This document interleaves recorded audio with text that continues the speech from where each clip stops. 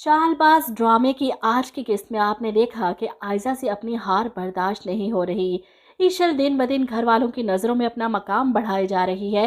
पहले ताया अब्बू को ईशल के साथ किचन में खाना बनाते देख और फिर असद के मुंह से ईशल की तारीफें सुनकर आयजा को समझ नहीं आ रही कि वो आखिर ऐसा क्या करे कि ईशल सबकी नज़रों से एक बार फिर से गिर जाए। और अगली किस्त में आप देखेंगे कि आयजा अपनी साजिशें शुरू कर देती है ईशल को घर वालों की नज़रों में बुरा बनाने के लिए। आयजा को शदीद जेलसी है। आशिर क्या, घर का हर फर्द ईशल के गुण गा रहा है, ईशल की तारीफें हो रही हैं। आशिर इसका शुक्रगुजार है कि वो घर वालों के साथ साथ बाबा का भी अच्छे से ख्याल रख रही है, इनके खाने पीने का, इनकी मेडिसिन्स का। ईशल, मैं समझता था कि सिर्फ आयजा भाभी इस घर के रिश्तों को जोड़ कर रख सकती हैं, लेकिन तुमने मुझे गलत साबित कर दिया। जो कुछ तुम इस घर के लिए कर रही हो मैं वो कभी नहीं भूल सकता और हर मौके पर तुम्हारा साथ दूंगा, चाहे कुछ भी हो जाए। ये सुनकर ईशल मुस्कुरा देती है और वहीं दूसरी तरफ आयजा का सामना होता है रोहान से, तो वो इनसे नजरें चुराता है, इनकी शक्ल भी नहीं देखना चाहता। और रोहान के चेहरे पर नाराजगी देखकर आयजा को काफ़ी हैरत होती है कि तुम्हें क्या हुआ है। आशिर की तो समझ आती है कि चलो अपनी बीवी की बातों में आकर मुझसे खफा है, लेकिन तुम। ऐसे में अपने कमरे से निकलती अनाया भी ये मंजर देख रही थी। रोहान अपनी आयजा भाभी को इग्नोर करता हुआ अपने कमरे में चला जाता है और ये देखकर आयजा को शदीद हैरत है कि रोहान और आशिर दोनों ही बदगुमान हो चुके हैं, वो भी इस ईशल की वजह से। इसे तो मैं नहीं छोड़ूंगी।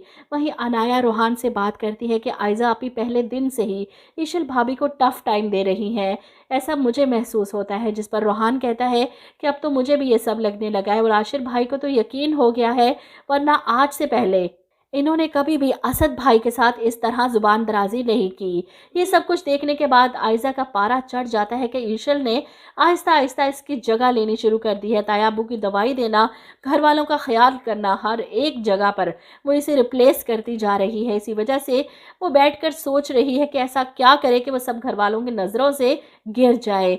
इसे परेशान और यूँ सोचते हुए देख असद सवाल करता है, क्या हुआ आयजा? और वो असद के सामने रोहान के रवैये का जिक्र करती है।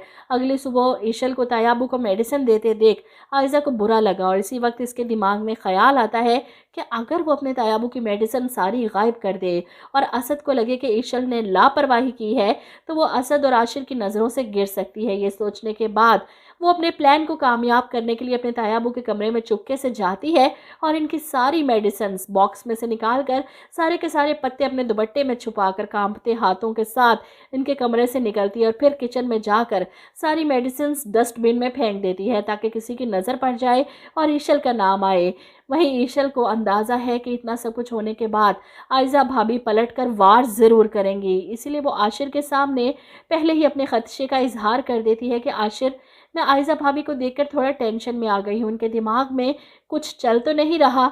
ऐसे में आशिर तसल्ली देता है, कुछ नहीं होगा, तुम परेशान मत हो। लेकिन जो कुछ आयजा कर रही है इसके बाद बहुत बड़ा हंगामा होने वाला है, क्योंकि वहाँ ईशल की माँ अपनी मुलाजमा के मुंह से सच उगलवा लेती है कि सच सच बताओ कि उस घर में क्या चल रहा था मेरी बेटी के साथ। अगर तुमने मुझसे झूठ बोला तो मैं तुम्हें नौकरी से निकाल दूंगी। और अपनी नौकरी बचाने के लिए बानो एक एक बात बता देती है। ये सब सुनने के बाद तो ईशल की माँ उठकर खड़ी हो जाती है कि तुमने ये सब कुछ मुझे पहले क्यों नहीं बताया। इतना कुछ मेरी बेटी के साथ उस घर में हो रहा था। वो फ़ौरन से पहले ईशल के ससुर को फ़ोन करती है कि मुझे बहुत अच्छे तरीके से पता है कि मेरी बेटी आपके घर में किस तरह की ज़िंदगी गुजार रही है। असद के वालिद को लगता है कि शायद थप्पड़ वाली बात पर इन्होंने फ़ोन किया है, इसलिए वो खुद अपने मुंह से ये बात भी बता देते हैं कि आयजा की गलती नहीं, उसकी तबीयत ख़राब थी, इसलिए बेख्तियारी में इसका हाथ उठ गया।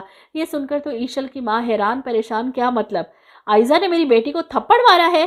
वो शदीद गुस्से में इन्हें बातें सुनाती हैं कि मैं अपनी बेटी को अब उस घर में नहीं रहने दूंगी और मुझे इस बात का पूरा यकीन है कि आप भी नहीं चाहते कि आपके बेटे का घर बर्बाद हो। तो इसका सबसे बेहतरीन हल यही है कि मैं ईशल और आशिर को वहाँ से उठाकर अपने डिफेंस वाले अपार्टमेंट में शिफ्ट करवा दूँ। इनकी बात सुनकर असद के वालिद की तबीयत ख़राब हो जाती है कि आशिर अगर इस घर से चला गया अपनी बीवी के साथ तो इनका घर बिखर जाएगा, टूट जाएगा और ये नहीं होने दे सकते। वो तबीयत ख़राब होने पर असद या आशिर इनकी मेडिसिन इन्हें देने की कोशिश करेंगे, जो कि खाली डब्बे है।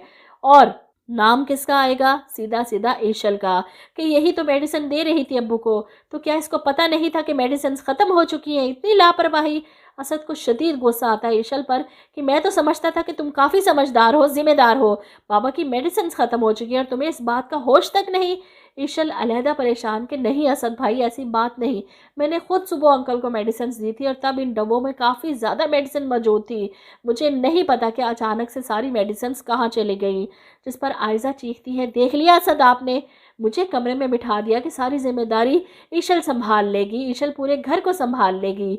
लेकिन ईशल की तरफ से ताया अब्बू के लिए इतनी गैर जिम्मेदारी, और यूं एक ही झटके में ईशल सबकी नज़रों में बुरी बन जाएगी। और फिर जब इसे किचन के डस्टबिन में वो मेडिसिन्स मिलेंगी तो समझ जाएगी कि सब कुछ आयज़ा भाभी की वजह से हुआ। लेकिन इसकी बात पर यकीन कौन करेगा।